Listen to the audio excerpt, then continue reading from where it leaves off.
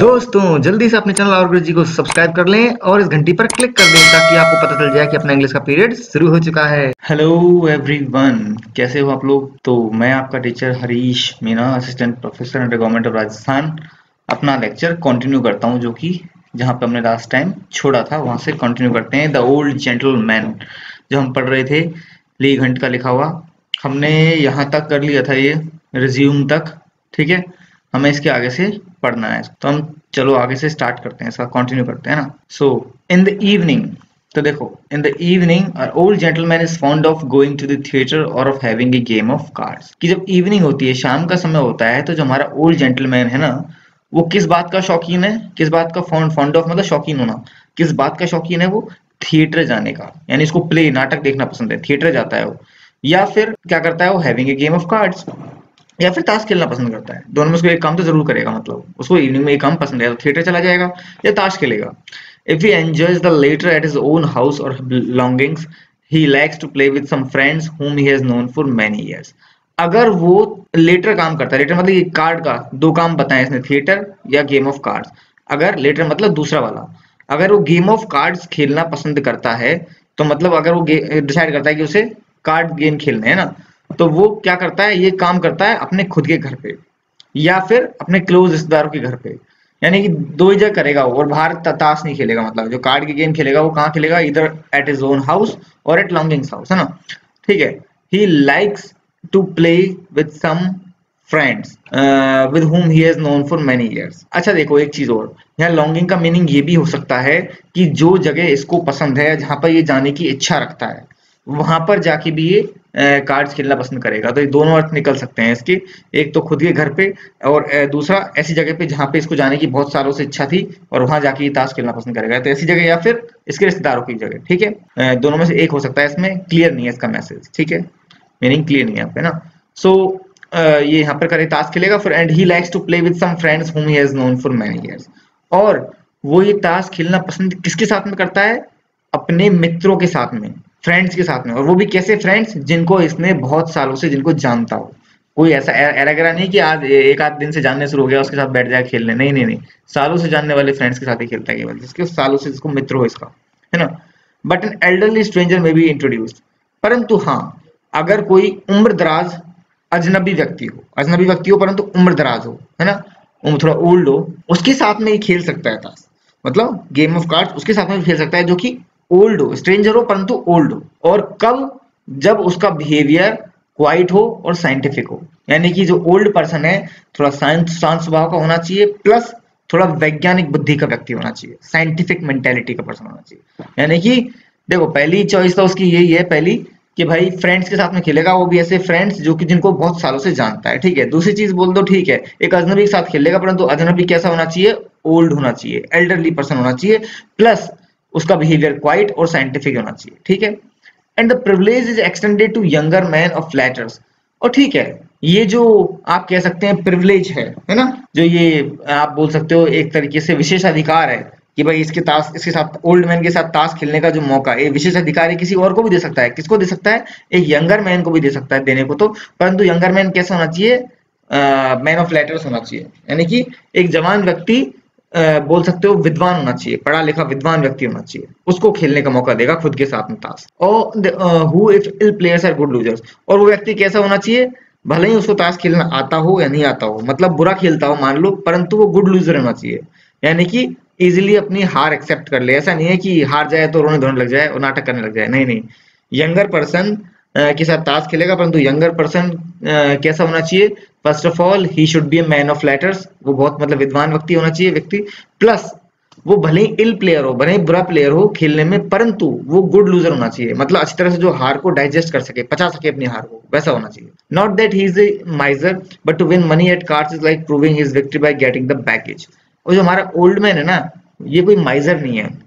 Not that he is a माइजर, वो कोई माइजर का मतलब कंजूस व्यक्ति नहीं है, जो पैसे खर्च करने में संकोच करता हो, कोई कंजूस व्यक्ति नहीं है। परंतु to win money at cards is like proving his victory by getting the baggage, परंतु कार्ड्स में पैसे जीतना उसके लिए कुछ वैसा ही है जैसा कि आप कह सकते हो, पहले कोई युद्ध में विक्ट्री पाता तो सामने वाले की लेडी को जीत के ले आता। बैगेज का मतलब यहाँ पर है कोई यंग लेडी। जैसे युद्ध में एक तरह से जीत का निशान मान जाता था, सामने वाले की महिलाओं को, देश मतलब सामने विरोधी की महिलाओं को उठा के ले आते थे, है ना, उसके राज्य की महिलाओं को ले आते थे या फिर उसी की महिला को उठा के ले आते थे।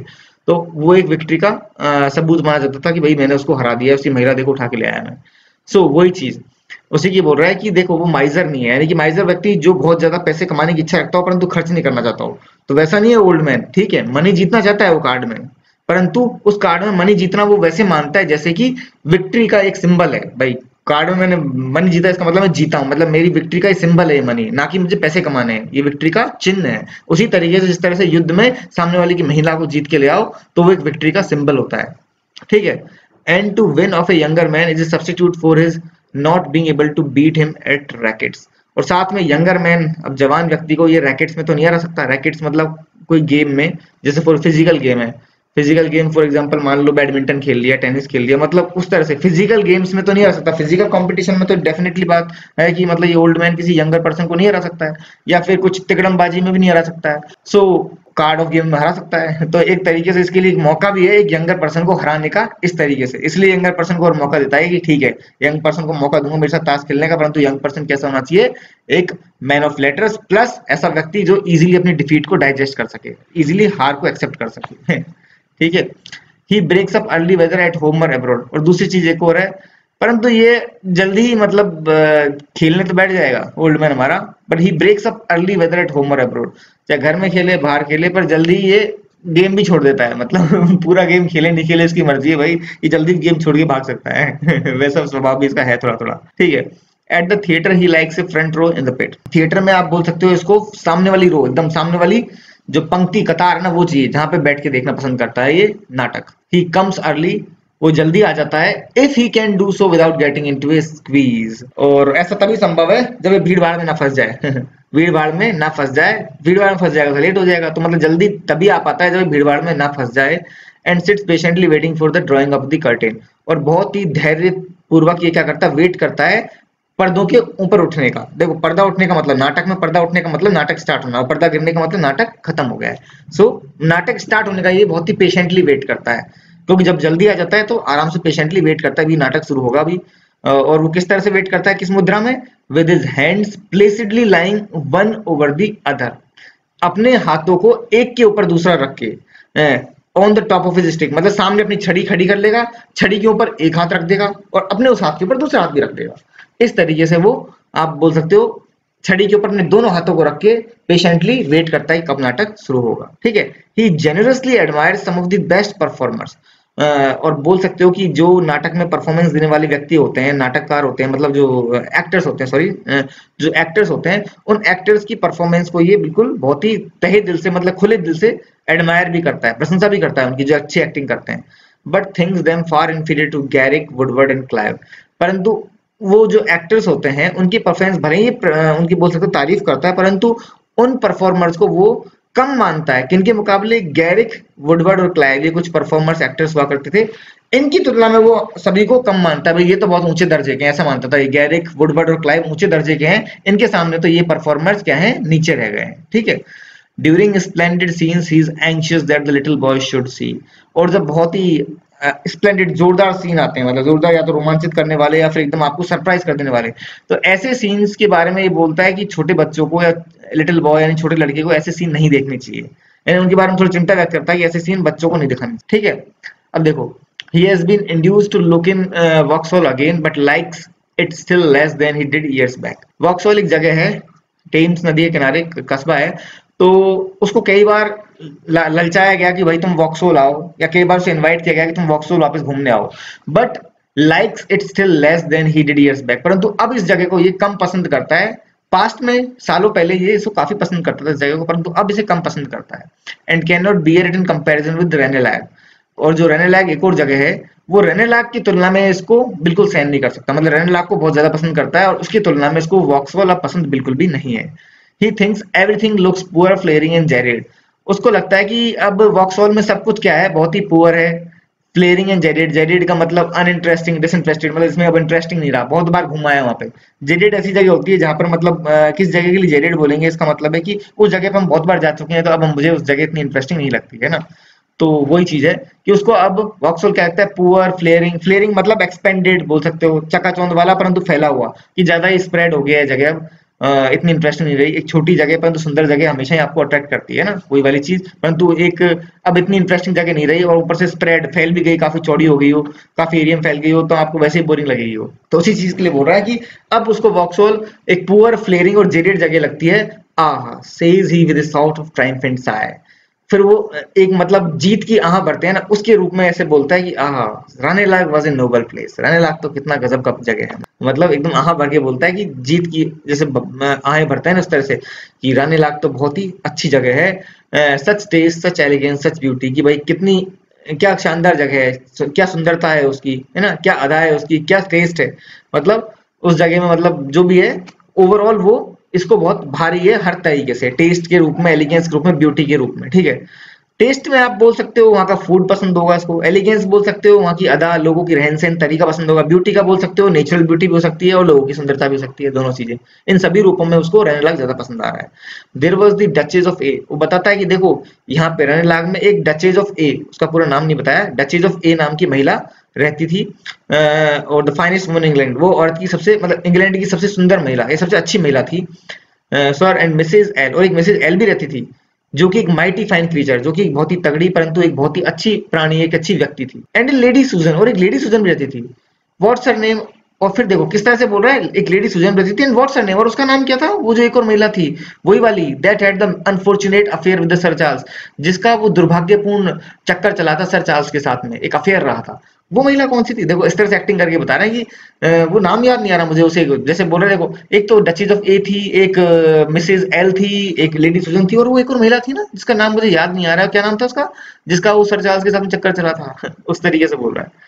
Sir they came swimming by you like the swans, और बता रहा है देखो, एक्सप्लेन करके बता रहा है कि देखो वहां पर इतनी सुंदर सुंदर महिलाएं कि वो जब आती हैं आसपास आपकी गुजरती भी है ना, तो आपको ऐसा लगता है जैसे कि पानी के अंदर जैसे स्वान हंस होते हैं ना, वो तैरते हुए आते हैं ना, उसी तरीके से महसूस होता है कि खूबसूरत हंस जैसे तैरते हुए आपके करीब आ रहे हैं, वैसे ही महिलाएं वहां पे आपको नजर आएंगी। देखो the old gentleman is very particular in having his slippers ready for him at the fire when he comes home. ये ओल्ड जेंटलमैन है हमारा, ये इस चीज में बहुत ही फिक्स है, मतलब बहुत पर्टिकुलर है कि भाई जब ये घर से बाहर यानी घर के बाहर से वापस घर में आए, बाहर घूमने गया हुआ है और घर में वापस आ रहा है, तो इसको अपनी चप्पलें आग के पास में एक फिक्स जगह पे चाहिए भाई, रेडी। इधर उधर फैली भी नहीं चाहिए कि कहीं चप्पलें कहीं और पड़ी हुई, नहीं नहीं, इसको आग के पास में एक फिक्स जगह पर इसकी चप्पलें मिल जानी चाहिए अपनी, उसके बारे में बिल्कुल ही पर्टिकुलर है, फिक्स है इसका मतलब, मेरी से फिक्स जगह पर मुझे मेरी चप्पलें मिल जानी चाहिए। He is also extremely choice in his snuff and delights to get a fresh box of in Tavistock street on his way to the theatre. साथ में ये बहुत ज्यादा चूजी पर्सन है, मतलब एकदम इसको स्नफ और डिलाइट्स एकदम अपनी चॉइस की चाहिए। स्नफ और डिलाइट शब्द ऐसे हैं जिनका मीनिंग थोड़ा सा कंफ्यूजिंग हो सकता है, आप कह सकते हो कि इतना क्लियर ना हो, परंतु मैं आपको समझाने की कोशिश करता हूँ।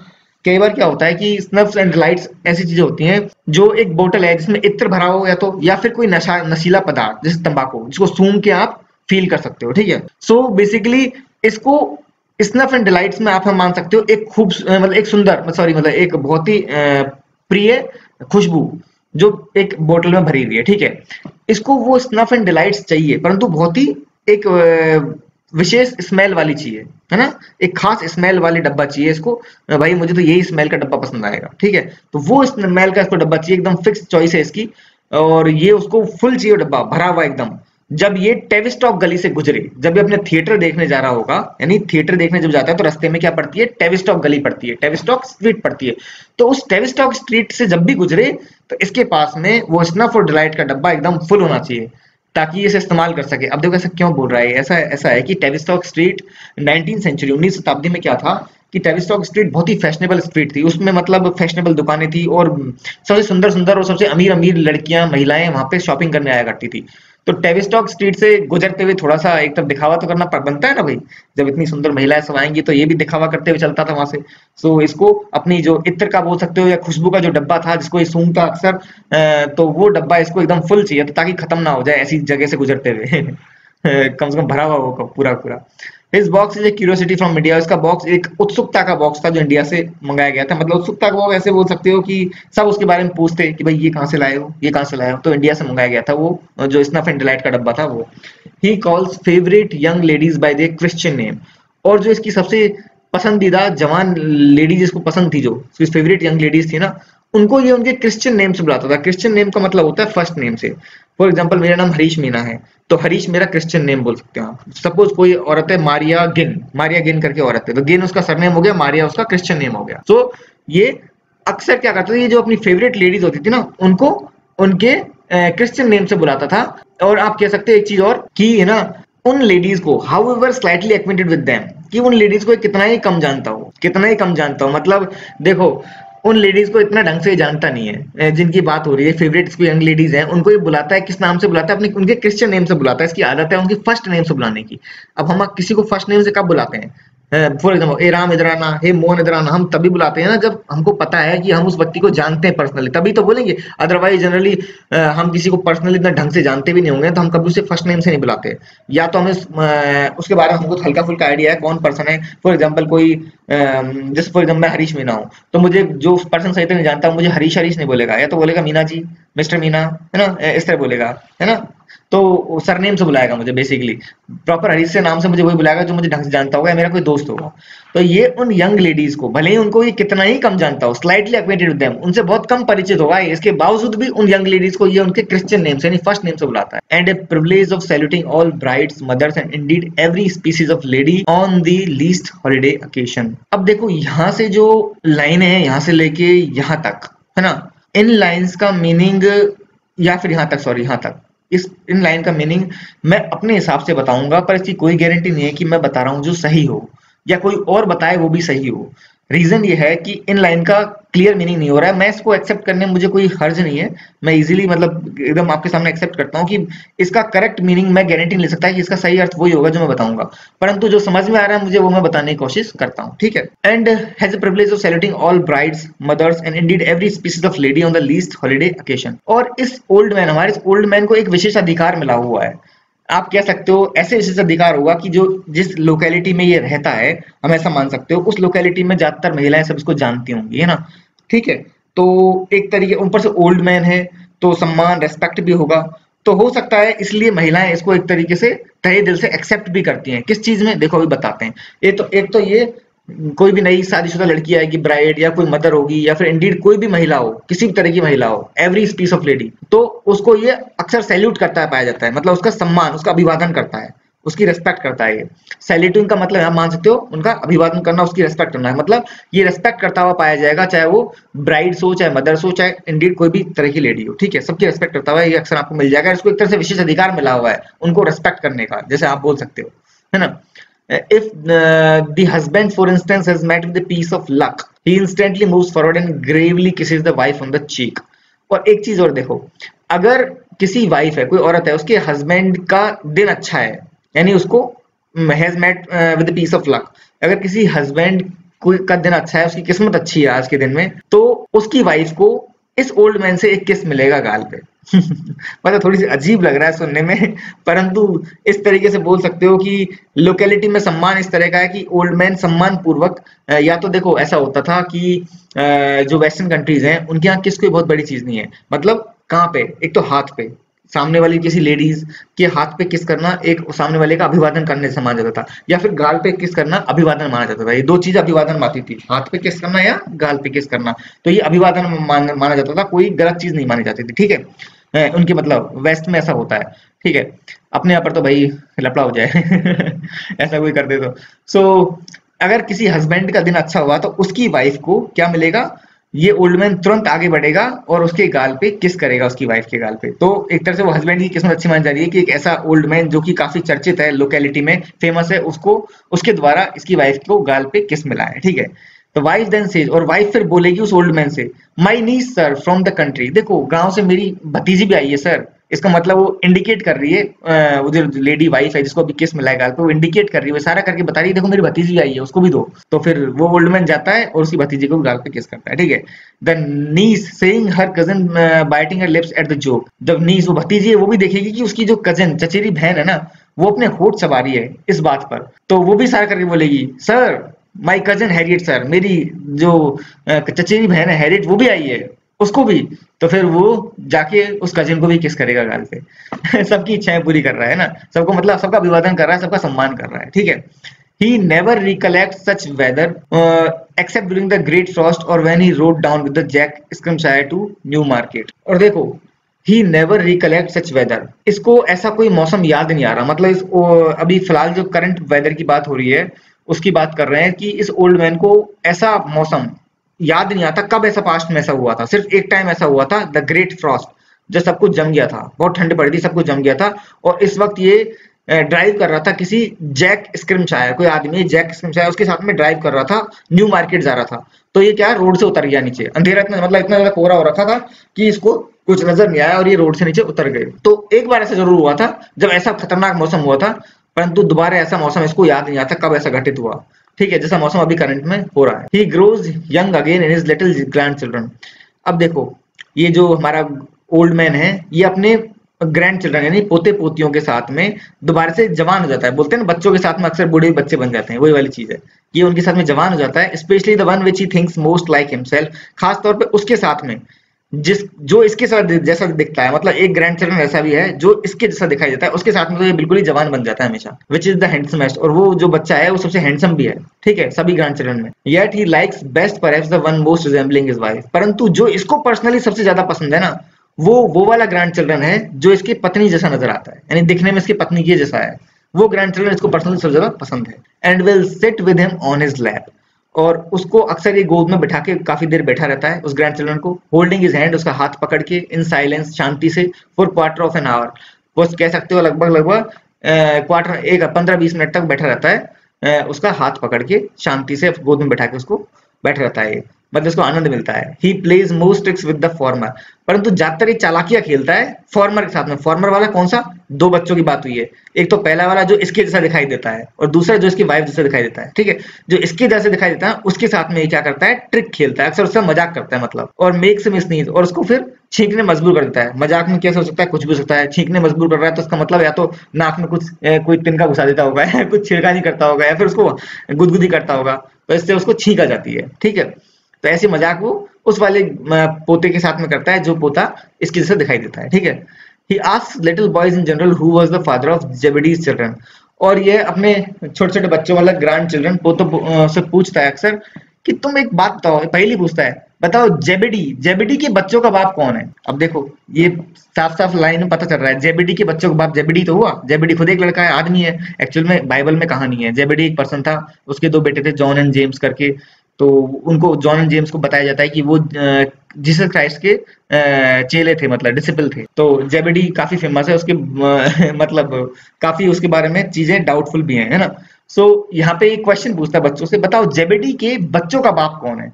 अब बच्चे छोटे बच्चे समझ जाए तो समझ जाए कि भाई हाँ जेबेडी के बच्चों का बाप जेबेडी तो होगा, और तो इस तरीके से ऐसे मतलब पहेलियां पूछता है, ऐसे बच्चों से मजाक करता है। If his grandsons are at school, और जब इसके पोते स्कूल में होते हैं तो ये often goes to see them, ये अक्सर उनको देखने स्कूल में जाता है। and makes them blush by telling the master of the upper scholars that they are fine boys, और अक्सर ये अपने बच्चों को थोड़ा सा कह सकते हैं शर्म महसूस करवाता है। शर्म ऐसे मतलब कि ये जो इसके जो बच्चे पढ़ते हैं उनसे जो सीनियर बच्चे हैं स्कूल में, अपर स्कूलर सीनियर बच्चे हैं ना, उनके जो टीचर होते हैं ना, उन टीचर से जाके बोलता है कि देखो मेरे जो बच्चे हैं ना ये बहुत ही अच्छे बच्चे हैं, ये जो बच्चे हैं ये बहुत अच्छे बच्चे हैं, end of A precocious genius, और ये बहुत बड़े जीनियस बनेंगे भविष्य में। मतलब अपने बच्चों की पहले मतलब टीचर से तारीफ करके आ जाता है, वो भी ऐसे बच्चों के टीचरों से, इनके खुद के टीचरों से नहीं करता तारीफ, जो इन बच्चों के सीनियर बच्चे हैं ना उनके टीचरों से तारीफ करके जाके आता है।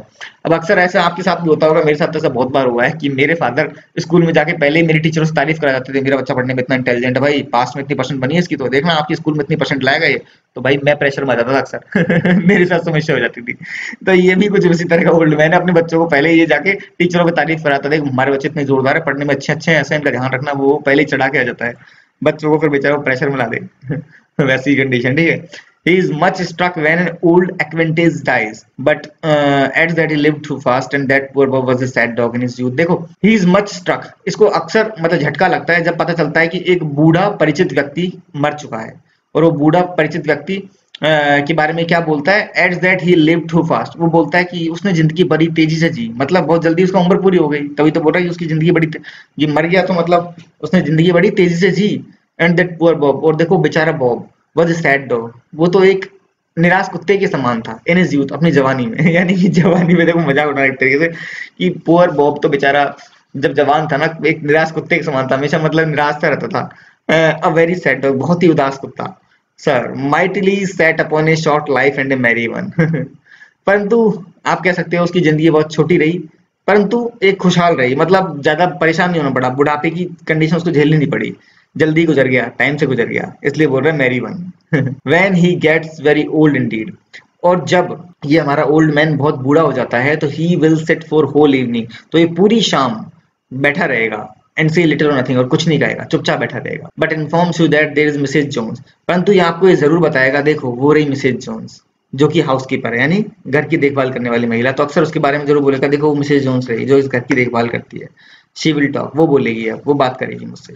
मतलब ये अकेला बैठा रहता है एक तरह से, कोई बात करने वाला है नहीं शायद, इसीलिए इस तरह से लिखा गया है कि जब ये ज्यादा बूढ़ा हो जाएगा इसके पास में कोई नहीं होगा बात करने के लिए, सारी इवनिंग ये चुपचाप बैठा रहेगा। अब सारी इवनिंग बैठा क्यों रहेगा, अभी तक तो ये इवनिंग में थिएटर देखने जाता है ना, या फिर कार्ड गेम खेल लेता था, परंतु जब ज्यादा बूढ़ा हो जाएगा तो चलने फिरने वाली कंडीशन नहीं होगी, तो घर में बैठा रहेगा और कहाँ जाएगा, ठीक है। तो और इसके साथ बात करने वाला कोई नहीं होगा, तो ये किसी से बोलेगा भी नहीं, कुछ नहीं करेगा, सिर्फ इतना करेगा जब इसके घर में काम करने वाली मिसेज जोन्स आएगी जो घर की देखभाल करती है, तो इशारा करके बोल देगा कि देखो वो रही मिसेज जोन्स, और वो मुझसे बात करेगी, अब शी विल टॉक। ठीक है बच्चों, समझ में आ गया अपना निबंध। तो देखा इसमें कोई मॉरल स्टोरी नहीं है, ऐसा कुछ नहीं है, ऐसे ही हम उम्मीद करते हैं कि कोई मॉरल स्टोरी मतलब सॉरी मतलब कोई मॉरल मैसेज वैसा कुछ होगा, या कोई ज्ञान की बात कही होगी, या फिर कुछ वैसा सिखा रहा होगा, कोई टीचिंग कोई प्रीचिंग दे रहा होगा हमको, ऐसे निबंधों से ये उम्मीद की जाती है। परंतु इसमें कोई वैसा नहीं है, इसमें एक ओल्ड मैन है जिसके कैरेक्टरिस्टिक्स को दिखाया गया है, उसके चरित्र को दिखाया गया है, वो क्या करना पसंद करता है, क्या नहीं करना पसंद करता है, वो किस तरह की पर्सनैलिटी है, क्या पहनता है, क्या उड़ता है, महिलाओं के बीच में किस तरह का है, समाज में किस तरह का है, इस चीज दिखाई गई है।